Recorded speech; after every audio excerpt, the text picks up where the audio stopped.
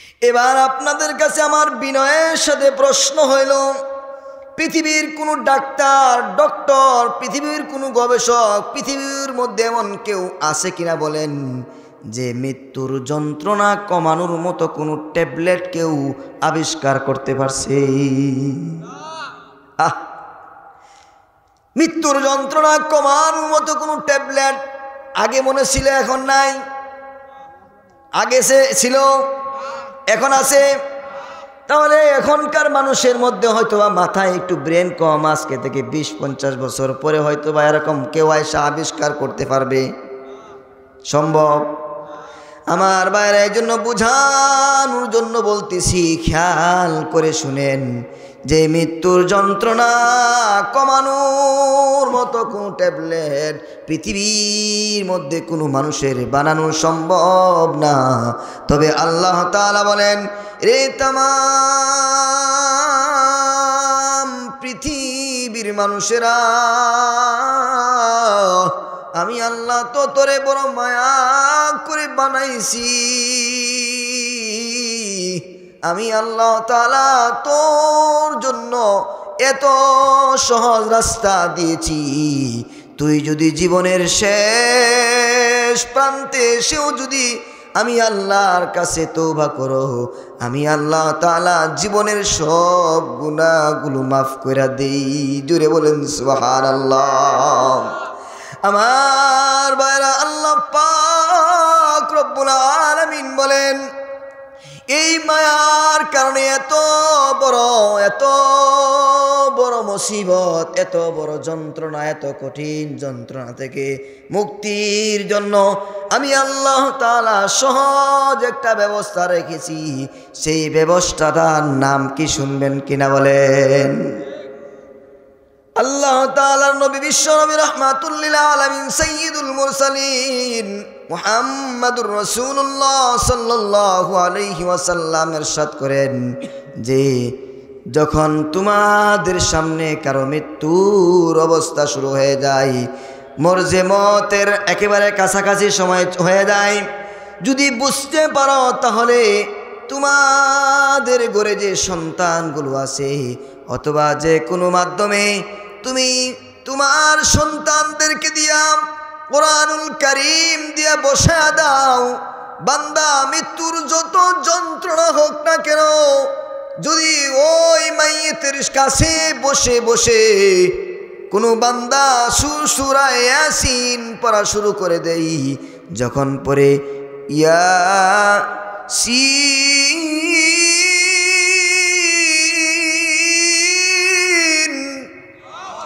ওয়াল কুরআনিল হাকীম,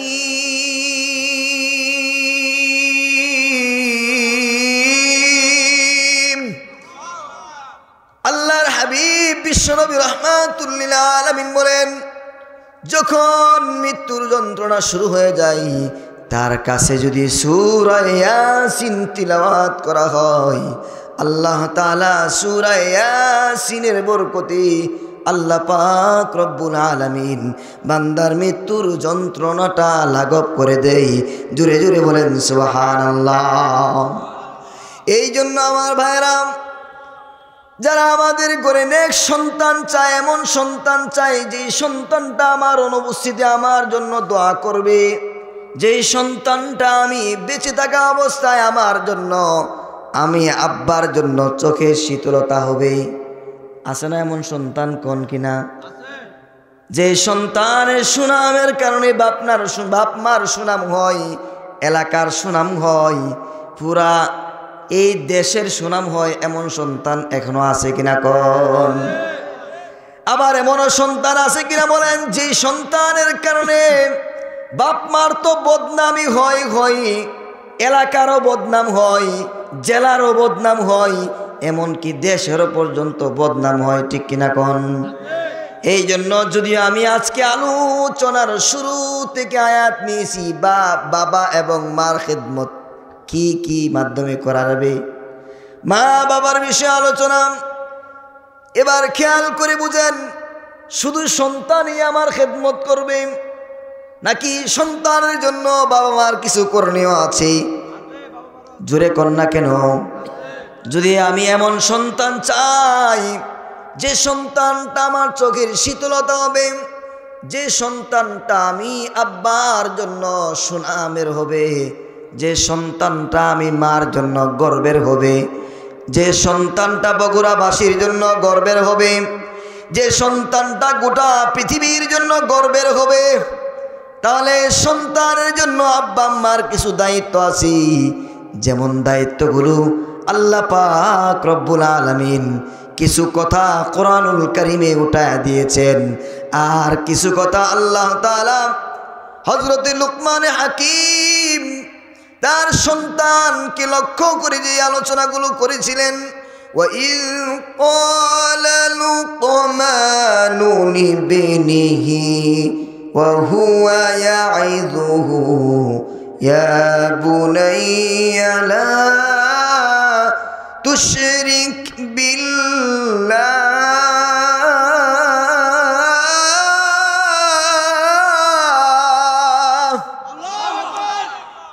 এইভাবে এই আয়াতের পরে আরো কয়েকটা আয়াতে হযরত লুকমান হাকিম ইয়া বুনাইয়া আকিমিস সালাতা ওয়া'মুর বিল মা'রুফি ওয়ানহা আনিল মুনকারি ওয়াসবির আলা মা আসাবাক ইন্না যালিকা মিন আজমিল উমুর।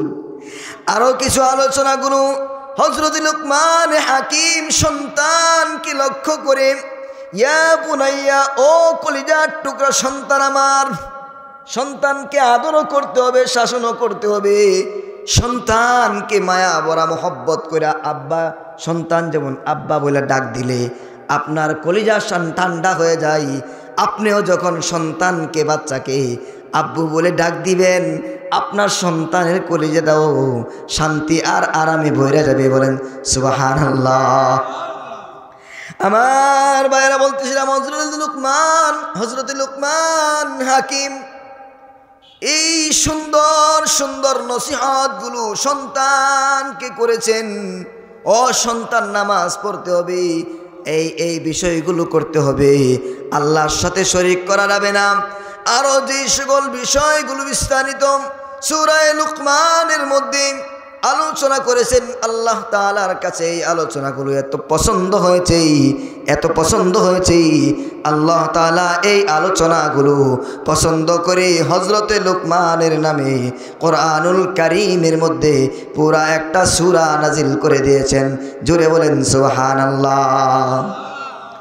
এই জন্য বিস্তারিত লম্বা চূড়া আলোচনাকে শর্ট করে বলি, যেহেতু বিষয় হলো মা বাবা সম্পর্কে, মা বাবার দায়িত্ব মানে সন্তান হিসাবে বাবা মার জন্য কি কি করা দরকার এই বিষয়।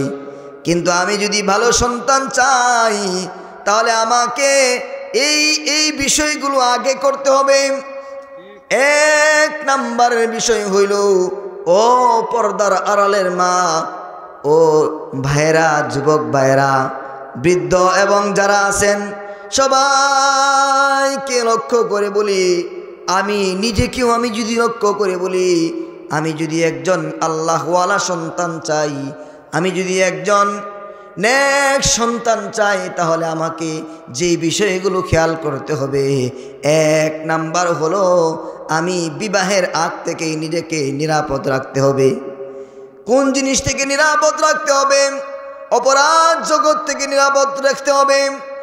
এরপরে তাপ হলো আল্লাহর কাছে বেশি বেশি চাইতে হবে, আল্লাহ আমি তোমার কাছে একজন দ্বীনের মুজাহিদ চাই, আমাকে তুমি এরকম নেক সন্তান দিবা, এরকম চাইবা। এর পাশাপাশি যেই জিনিসটা সবচেয়ে বেশি গুরুত্বপূর্ণ সেটা হলো একজন সম্ভ্রান্ত বংশের নারীকে তুমি তোমার ঘরে ঢুকাইবা। তাকায় দেখেন, সন্তান ভালো হওয়ার জন্য পৃথিবীর ইতিহাসে সবচেয়ে বেশি সফল মানুষদের জীবনী আমি যদি খুঁজি, আপনি যদি খুঁজেন তাহলে পাবেন তাদের পিছনে তাদের মায়েদের অবদান সবচেয়ে বেশি ছিল। চিল্লায়া বলেন আল্লাহু আকবার। মা যদি ভালো হয় সন্তান ভালো হয়, এই জন্য মা ভালো খুঁজে খুঁজে বের করতে হবে। যুবক ভাইয়েরা যারা বিয়া করেছি অথবা করি নাই, যারা করি নাই তারা হয়তোবা মনে করে হুজুর চান্স আছে, আর যারা করে ফেলছি তারা হয়তো বলবা হুজুর ভুল করে ফেলছি। তোমাদেরও ওষুধ আছে। আল্লাহ তাআলা যত বড় বিপদ আল্লাহ তোমার সামনে রাখছে, আল্লাহ বলেন লা ইউকাল্লিফুল্লাহু নাফসান ইল্লা উসআহা। তুমি মনে করো আমি ভালো একটা বউ পাই নাই, আমি বিশাল বড় মুসিবতে পড়ছি। হ্যাঁ পড়ছো, তবে আল্লাহ এমন মুসিবত বান্দার উপরে এমন কিছু দেয় নাই যেটা বান্দা উঠাইতে পারবে না। বরং তুমি এর জন্য আল্লাহর কাছে কি করো, ধৈর্য ধারণ করো এবং কোরআন সুন্নাহ অনুযায়ী উলামায়ে কেরামের দিক নির্দেশনা অনুযায়ী তোমার বিবির প্রতি মেহনত করে যাও। ইনশাল্লাহ আল্লাহ তাআলা পাল্টায় দিবে। কারণ ইতিহাসে এরকমও আছে যে এরকম জালেম বিবি পাইছে যে বিবির কারণে এত কষ্ট, এত কষ্ট দিত। মির্জা জানা রহমতুল্লাহ আলাই, আরও দু একজনের ইতিহাস এরকম আছে যে ওনারা বিবি এত কষ্ট দেওয়ার পরেও, এত জ্বালাতন করার পরেও ধৈর্য ধারণ করছে। আর বলে দেখো যে আল্লাহ তাআলা এই ধৈর্যের কারণেই হয়তো বা আমাকে এত দূর পৌঁছায় দিছে। হঠাৎ করে ভাঙ্গা ফেলাইবেন এই সেইটা পুতুল খেলা নয়, ওদিকে যাওয়ার সময় নাই আমার বাইরে। এই জন্য 1 নম্বরের কাজ হলো সম্ভ্রান্ত বংশের নারীকে তুমি বিবাহ করো। এই জন্য আল্লাহ রসুল বলেন তুনকাহুল মারআতু লিআরবাঈন ওয়া লিমালিহা ওয়া লিহাসাবিহা ওয়া লিজামিলিহা ওয়া লিদীনিহা ফাজফার বিযাতিদ দীন তারিবাত ইয়াদাকা। 4টা গুণ দেখি বিবাহ করবা। 1 নাম্বার হলো মালিহা, মাল আছে কিনা, সম্পদ আছে কিনা, ওয়ালি হাসাবিহা সম্ভ্রান্ত বংশের কিনা, ওয়ালি জামিলিহা সুন্দরী কিনা, ওয়ালি দীনিহা দিনদার আছে, দিনদারিত্ব আছে কিনা। তবে 4 নাম্বার যে বিষয়টা বলছে এটা বলার পরে বলতেছি এই বিষয়টাকে বেশি প্রাধান্য দিয়া তোমরা আগায় যাও। কেননা তাকায় দেখেন যারাই একজন সম্ভ্রান্ত বংশের দিনদার বউকে গড়ে আনছে, এই যুবকের গড়টা আল্লাহ তাআলা রহমত দিয়া বইরা দিছি। সারাদিন ঘর থেকে বাহির থেকে আসার পরে গড়ে যখন ঢুকে বিবি আসসালামু আলাইকুম বলে সালাম দেই। সালাম দেওয়ার পরে ঘরের ভিতরে ঢুকার পরে কাপড় জামাগুলো খুলে দেই। খোলার পরে সুন্দর করে গ্লাসে শরবত বানায় না তার কাছে পেশ করে। এই একটা শান্তির জীবন। যদিও বেতন অল্প, কিন্তু যেই ঘরে সম্ভ্রান্ত দিনদারি নারী নাই, বউ পাই নাই, সারাদিন কাজ করার পরে স্বামী চাকরি করে বসুন্ধরা কোম্পানিতে মনে করেন, আর বিবি যান চাকরি করে যমুনা কোম্পানিতে। স্বামীও কোম্পানিতে সকালবেলা চলে যায়, স্ত্রীও সকালবেলা চলে যায়। সন্ধ্যায় অফিস থেকে আসার পরে কে কার খেদমত করবে? আরে দিনদারি না থাকার কারণে তাদের ঘরের ভিতরে টাকা আছে, সুকেস আছে, খাট পালং আছে, শান্তি নামক বৃক্ষটা তাদের ঘরে নাই। ঠিক কিনা বলেন? এই জন্য লম্বা সোরা বিষয় যে আমি আপনি দিনদারি নারীকে বিবাহ করব, বলেন ইনশাআল্লাহ। এরপরে সন্তান যখন আপনার আল্লাহ পাক রব্বুল আলামিন কবুল করবেন, আপনার বিবির পেটে সন্তান চলে আসবে, আপনিও আমলের পাল্লা বাড়ায় দিবেন। আর ও মা পর্দার আড়ালে যারা আছেন আপনারাও আমলের পাল্লা বাড়ায় দিবেন। পৃথিবী বিখ্যাত একজন ডাক্তার, সে বলেছে, তার কাছে পরামর্শ চাওয়ার পরে সে বলেছি পৃথিবীর ইতিহাসে যতগুলো জিনিস জন্মগ্রহণ করে সবগুলোর মধ্যে মানুষ যখন তার মায়ের পেটে আসে, আসার পরে জন্মের প্রায় 6 মাস আগ থেকে যখন তার বডি স্ট্রাকচারগুলো হয়ে যায়, মা যখন কথা বলে সন্তান এইভাবে কান খাড়া কইরা ছায়া থাকে, সব কিছু বুঝতে পারে। এই জন্য ডাক্তার সাহেব বলছে কি, কয় যদি তুমি তোমার সন্তানকে ডান্সওয়ালা বানাইতে চাও, নায়ক বানাইতে চাও, কি ডান্স শিখাইতে চাও, গান শিখাইতে চাও, তাহলে তুমি তোমার পেটে বাচ্চা আসার পরে কিছুদিন পর থেকে বেশি বেশি গান গাইবা, বেশি বেশি নাচবা যতটুকু সম্ভব। কেন তুমি এইগুলো করবা, এইগুলোর প্রভাব তোমার পেটের সন্তানের ভিতরে যাবে। এই জন্য তাকায় দেখেন নায়ক নায়িকার গড়তে যেটা হয়, সবাইকে লক্ষ্য করে না, আমি আমভাবে বলতেছি, বেশিরভাগই তো এদের গড়তে আল্লাহওয়ালা হইতেছে নাকি? জোরে কর না কেন? দেখবেন জন্মের 1 বছর পার হইতে না হইতেই, 2 বছর পার হইতে না হইতেই এরকম ভাবে ঝুঁকে আর যে গান গাই, ডিঙ্কা চিকা কত চিকা রে, ঠিক কিনা কন? এমন ভাবে কমর দুলায়া নাচে, আমার আপনার সন্তানের 10 বছর বয়স হওয়ার পরেও কমর জুলাইতেই পারে না, ঠিক কিনা কন? আমার ভাইরা, তার মানে হলো এই মা এই সন্তানকে নায়ক বানানোর পিছনে মেহনত করছে, এই মায়ের সন্তানকে গায়ক বানানোর পিছনে মেহনত করেছে। এই জন্য তার সন্তানটা এই গুণে গুণান্বিত হওয়ার পরে ইউটিউব সার্চ করলে অথবা ফেসবুকে মাঝে মধ্যে ভাইরাল হয়, 2 থেকে 3 বছরের বাচ্চা এত এত সুন্দর নাচে কেমনে, এটাও আবার তাদের কাছে ভালো লাগে। আর এবারে তাকায় দেখেন এই মায়ের পিছনে মেহনত করেছে, আবার ডাক্তার সাহেব বলতেছে যদি ভালো সন্তান চাও, ভালো সন্তান চাও, আল্লাহওয়ালা সন্তান চাও, তাহলে তোমার গর্ভে সন্তান আসার পর থেকে কোরআনুল কারীমের তিলাওয়াত বেশি বেশি বাড়ায় দাও, কোরআনের তেলাওয়াত বেশি বেশি করা শুরু করে দাও, এভাবে আল্লাহর কাছে বেশি বেশি কান্না শুরু করে দাও। এরকম ভাবে কোরআনুল কারীমের তিলাওয়াত যদি বাড়ায়, কোনো সমস্যা? হ্যাঁ, ওকে। কোরআনের তিলাওয়াত এইভাবে বাড়ায় দিতে থাকো, যদি বাড়াইতে পারো তাহলে এক সময় তোমার গর্ভ থেকে যে সন্তানটা আসবে এই সন্তানটাও কোরআনওয়ালা হবে। দেখবেন বাচ্চা, অনেকের বাচ্চা এরকম আছে 1-2 বছর বয়স হয়েছে, মোটামুটি হাঁটতে পারে, মা যখন নামাজ পড়ে বাচ্চারাও যায় নামাজ বিছায়া পারে আর না পারে ট্রাই করে, মা যখন নামাজ পড়া, আব্বা যখন নামাজ পড়ে এভাবে আল্লাহর কাছে কাঁদতে থাকে। ও এই কাদার দৃশ্যটা বাচ্চারা দেখা একবার আম্মার দিকে তাকাই, একবার আব্বার দিকে তাকাই, এই সন্তানটা আল্লাহওয়ালা হয়। জীবনের শুরু থেকে সন্তানের ভিতরে কোরআন সুন্নাহর আলোকে আরো যে গুণগুলো রয়েছে, ওই সকল গুণগুলো যদি আমি সন্তানের ভিতরে ফিট করতে পারি তাহলে আল্লাহ তাআলা হয়তোবা আমার আপনার সন্তানকে আল্লাহওয়ালা সন্তান বানায় দিবে। আরও যে গুণাগুণগুলো রয়েছে শর্ট করে যদি বলি, সন্তান জন্মগ্রহণের পরে তার সুন্দর নাম রাখা, তার জীবনের শুরুতে পরতে যেন কোরআনের শিক্ষা ঢোকাইতে পারে, এই মেহনত করা।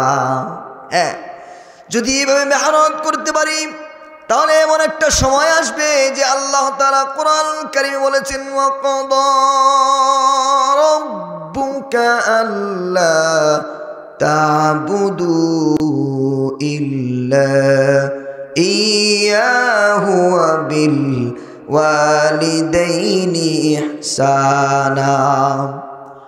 আল্লাহ তাআলা বলেছেন, আমি আল্লাহর আদেশ, আমি আল্লাহ তাআলা বললাম, কি বলেছি? আল্লাহ তা'বুদু ইল্লা ইয়াহু ওয়া বিল ওয়ালিদাইনি ইহসানা, একমাত্র আমি আল্লাহ তাআলার ইবাদত করবা, এরপরে তুমি তোমার আব্বা আম্মার সাথে সুন্দর আচরণ করবা।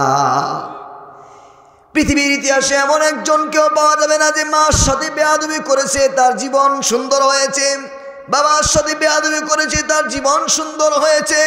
বরং এমন অনেক যুবককে খুঁজে পাওয়া যাবে মার সাথে সুন্দর আচরণের কারণে, বাবার সাথে সুন্দর আচরণের কারণে, মা বাবার চোখের শীতলতার কারণে আল্লাহ তাআলা গোটা পৃথিবীতে তার সফলতা দিয়ে দিয়েছেন। জোরে বলেন সুবহানাল্লাহ। এই দিক দিয়ে আল্লাহ তাআলা যেভাবে বলছেন, আল্লাহ তাআলা বলেন মা বাবার সাথে সুন্দর আচরণ করবে, তাদের সাথে বিনয়ের ডানা বিছায় দিবে। বিস্তারিত আলোচনা এই আয়াতের মধ্যে করা হয়েছে। পাশাপাশি আল্লাহর হাবিব সাল্লাল্লাহু আলাইহি ওয়াসাল্লাম বলেন, রিদর রব্বি বিরিদল ওয়ালিদাইন ওয়া সাখতুর রব্বি সাখতু বিল ওয়ালিদাইন। মা বাবা যে সন্তানের প্রতি সন্তুষ্ট, আমার আল্লাহ তাআলা সেই সন্তানের প্রতি সন্তুষ্ট। আর মা বাবা যে সন্তানের প্রতি অসন্তুষ্ট, আমার আল্লাহ সেই সন্তানের প্রতি অসন্তুষ্ট। এই জন্য আরেক হাদিসে বলা হয়েছে, আল জান্নাতু তাহতা আকদামিল উম্মাহাত। ও বান্দা, জান্নাত তো তোমার আব্বা এবং আম্মার পায়ের নিচে। এই জন্য মা বাবার সেবা করো, মা বাবাকে খুশি করো। এখন এই মাহফিলে আমরা যারা আছি, কয়জন বুকে হাত দিয়া বলতে পারি যে আম্মা যে কথাটা বলে, আব্বা যে কথাটা বলে, কথাটা আমি পরিপূর্ণ মানি? বরং দেখা যাবে আব্বা আর আম্মা বলছে এক ধরনের কথা, বন্ধু বলছে আরেক ধরনের কথা। তো আব্বা আম্মার কথাটা আমরা মানতে পারি না, বন্ধুর কথাটাকে আমরা মূল্যায়ন করা সামনে আগাই। কিন্তু একবার চোখটা বন্ধ করে দেখো, ও বগুড়ার বাইরা, শেষ করে দিতেছি। আল্লাহ তাআলা তো কোরআনুল কারিমে মা বাবার সাথে কিভাবে চলতে বলা হয়েছে। মা ভক্ত সন্তান বলতেছে, মা আমি তোমার ঋণ শোধ করতে চাই। মা বলে, ঠিক আছে, তুমি আমার ঋণ শোধ করবা। এটা কিভাবে সম্ভব? শেষ পর্যন্ত সন্তানের পীড়াপিড়ির কারণে মা রাজি হয়েছে। বলছে, রাতের বেলায় আসার আজানের পরে নামাজের মুহূর্তে তুমি আমার কাছে চলে আসবা। সন্তান চলে আসছে, বলছে, যাও বাবা, এক গ্লাস পানি নিয়ে আসো। কি নিয়ে আসো? এক গ্লাস পানি নিয়ে আসো। মা বলতেছে, এই বেশি কিছু করার প্রয়োজন নাই, এই এক গ্লাস পানি তুমি বিছানায় গিয়া শুয়া থাকবা, আর ফজরের আজানের পরে এই গ্লাসটা নিয়ে তুমি আমার সাথে সাক্ষাৎ করবা। যুবক চলে গেল। মা ভক্ত সন্তান চিন্তা করলো, মা আমার কাছে অনেক কিছু চাওয়ার সুযোগ আছিল, কিন্তু না, মা শুধুমাত্র এক গ্লাস পানির হেফাজত করার জন্য চাইলো। এটা তো কোনো ব্যাপারই না। ফেসবুক চালাইতে চালাইতে অথবা বন্ধুর সাথে আড্ডা মারতে মারতে সময় কাটায়া এই রাতটা পার করে দিমু। যুবক হাসি মুখে ঘর থেকে বের হয়ে গিয়া বিছানায় শুয়ে গেছে। গ্লাসটাকে এভাবে ধরে রাখছে। আমার বাইরা, রাত যত গভীর হইতেছে, ঘুম আসতেছে, তন্দ্রা আসতেছে, হঠাৎ করে যুবকের ঘুম চলে আসছি। তার হাত থেকে গ্লাসটা পড়ে গেছে, পানিও নাই, গ্লাসও তার হাতে নাই।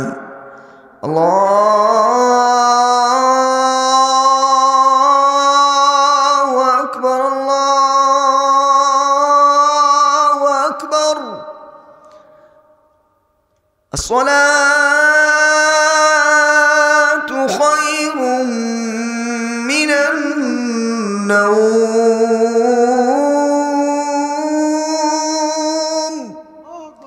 ফজরের আজান হয়ে গেছে, যুবকের ঘুম ভেঙে গেল। এবার তো তাকায় দেখে হাতে গ্লাসও নাই, পানিও নাই। এবার মা ডাক দিছে, ও সন্তান, কোথায় তুমি? আসো আমার সামনে। সন্তান তো মায়ের সামনে যাওয়ার পরে এভাবে মাথাটা নোয়া দিয়া হাউমা করে কাঁদতেছি। এবার মায়ের কান্নাও শুরু হয়ে গেছে। মা বলে, ও সন্তান, মাত্র একটা রাত তুমি এক গ্লাস পানি হেফাজত করে রাখতে পারলে না। ও সন্তান, তোমাকে আমি মা 10 মাস 10 দিন আমার গর্ভের ভিতরে কিভাবে রাখছি রে সন্তান, একটু খেয়াল করে শোনো। এমন রাত গেছে, মা আমি বিছানায় শুইছি, শোয়ার পরে সবাই ঘুমায় গেছে, তোমার আব্বাও ঘুমাইছে, তোমার অন্য অন্য ভাইরাও ঘুমায় গেছে, পরিবারের সবাই ঘুমের মধ্যে বিভোর। হঠাৎ করে পেটের ভিতরে কলিজার মধ্যে এমন জোরে আঘাত করেছ, লাথি মারেছ। লাথি মারার পরে আমি হঠাৎ করে উঠিয়া বসা গেলাম, যন্ত্রণায় ছটফট করতেছি। একবার উঠি, একবার বসি, একবার দাঁড়াই, একবার চেয়ারে বসি, একবার সোফার মধ্যে বসি। ও সন্তান, এইভাবে রাত্র কাটাইছি। আবারও এমনও গেছে, আমি মা কত রাত গেছি, আমার পিঠটা বিছানায় লাগাই নাই। আমি মা এভাবে চেয়ারের মধ্যে বসে বসে রাত্র কাটায় দিছি। ও সন্তান, এটা তো সহ্য করা গেছে, কিন্তু ও সন্তান, যেদিন তুমি দুনিয়ায় আসলে এত কঠিন কষ্ট আমার হয়েছে।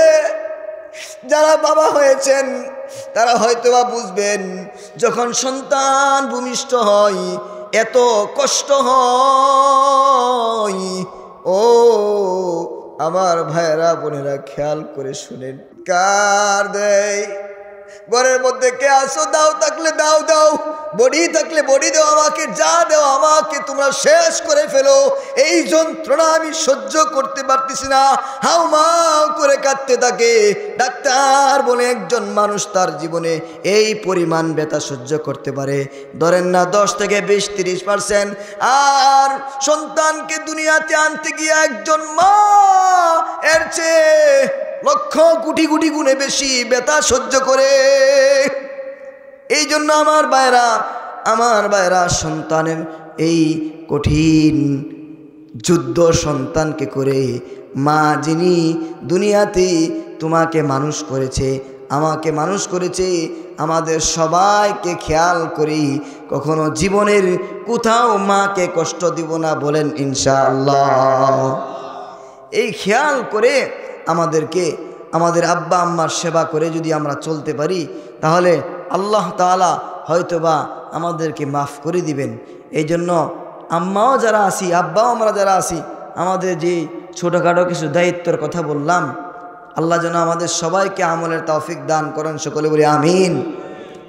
আরেকটা বিষয় হলো, আপনাদের এই মাহফিলে আমরা আলহামদুলিল্লাহ সারা বাংলাদেশে যেখানেই যাই, আমাদের পক্ষ থেকে কিছু শেষ সবক থাকে। বলেন, আমার সন্তানকে আমরা কোরআন শেখাবো, বলেন ইনশাআল্লাহ। আমার সন্তানকে আমি নেক সন্তান বানাবো, বলেন ইনশাআল্লাহ। নিজেও নেক সন্তান বানানোর জন্য চেষ্টা করব, বলেন ইনশাআল্লাহ। আমাদের এলাকার এই মসজিদটাকে আমরা আবাদ করব, বলেন ইনশাআল্লাহ। সবচেয়ে বড় ওয়াজ হলো এটা, এই আজকে মসজিদের উদ্যোগে আলোচনা হয়েছে। এই মসজিদটাকে আবাদ করার জন্য সবচেয়ে বড় মাধ্যম হলো 5 ওয়াক্ত নামাজের মেহনত করা। নামাজের পাশাপাশি আমাদের নামাজ ঠিক করার জন্য যে সকল প্রশিক্ষণ আছে সেগুলোকে চাঙ্গা করা। আর সমাজে এই মক্তব যেটা ছিল, এই মক্তবটা আস্তে আস্তে বিলুপ্ত হয়ে যাচ্ছে। এই মক্তব কিভাবে বিলুপ্ত হচ্ছে লম্বা আলোচনা সবাই জানেন, যে এই সময় স্কুল চালু করছে। এই জন্য এই মক্তবের শক্তিশালী করতে হবে। আমাদের বাচ্চাদেরকে ঘুম থেকে ওঠায় আগে মক্তবে নিব, এরপরে ইনশাল্লাহ অন্য শিক্ষা দিব। আল্লাহ তাআলা আমাদের সবাইকে এই কথাগুলোর উপর আমল করা তৌফিক দান করুন, আমিন। সকলে দুরূদ শরীফ পড়ি। আল্লাহুম্মা সাল্লি আলা মুহাম্মাদিন ওয়া আলা আলি মুহাম্মাদ كما صليت على إبراهيم وعلى آل إبراهيم إنك حميد مجيد اللهم بارك على محمد وعلى آل محمد كما باركت على إبراهيم وعلى آل إبراهيم إنك حميد مجيد أستغفر الله الذي لا إله إلا هو الحي القيوم وأتوب إليه أستغفر الله الذي لا إله إلا هو الحي القيوم وأتوب إليه আর কোনো কাজ আছে? দোয়া করে দিব, কথা বলেন। اللهم آمين ربنا ظلمنا أنفسنا وإن لم تغفر لنا وترحمنا لنكونن من الخاسرين ربنا آتنا في الدنيا حسنة وفي الآخرة حسنة وقنا عذاب النار ওগো আকাশের মালিক, জমিনের মালিক, तमाम পৃথিবীর মালিক, কুদরতের নজর দিয়া, মায়ার নজর দিয়া, মোহব্বতের নজর দিয়া তাকা দেখো। আল্লাহ এই গভীর রজনীতে পুরা এলাকার সব মানুষগুলো ঘুমের ঘরে বিভোর হয়ে গেছে, এমনকি পশু পাখিগুলো ঘুমায় গেছে, এমনকি চতুর্দিকে নীরব নিস্তব্ধতা বিরাজ করছে। আয় আল্লাহ, আমরা কতগুলা গুনাহগার বান্দা এই গভীর রজনীতে তোমার কোরআনুল কারীমের তিলাওয়াত শুনেছি। আয় আল্লাহ, তোমার কোরআন থেকে আলোচনা শুনেছি। আয় আল্লাহ, এই আলোচনা শুনে জীবনের সকল ভুলগুলোর উপরে তওবার নিয়তে হাত উঠায় বলতেছি, আল্লাহ আমাদের সবাইকে তুমি মাফ করে দাও। আল্লাহ, জানি না কখন কোন সময় কিভাবে তুমি কার দোয়া কবুল করে ফেলো। আল্লাহ, দয়া করে আজকের এই মুনাজাতকে তোমার কাছে যার মুনাজাত পছন্দ হয়েছে তার হাতের উসিলায় আমাদের সবার গুনাহগুলো মাফ করে দাও। আয় আল্লাহ, দুনিয়ার জমিনে ছোট বাচ্চা যখন আম্মার কাছে কিছু চাই, আব্বার কাছে কিছু চাই, আম্মা আব্বা যদি না দিতে পারে বড় লজ্জিত হয়। আয় আল্লাহ, তুমি তো আমাদেরকে আব্বা আম্মা থেকে আরো লক্ষ কোটি কোটি গুণে বেশি ভালোবাসো। আল্লাহ, আল্লাহ দয়া করে তোমার কাছে আমরা সবাই মিলে মাফ চাইতেছি। আল্লাহ, আমাদের সবাইকে তুমি মাফ করে দাও।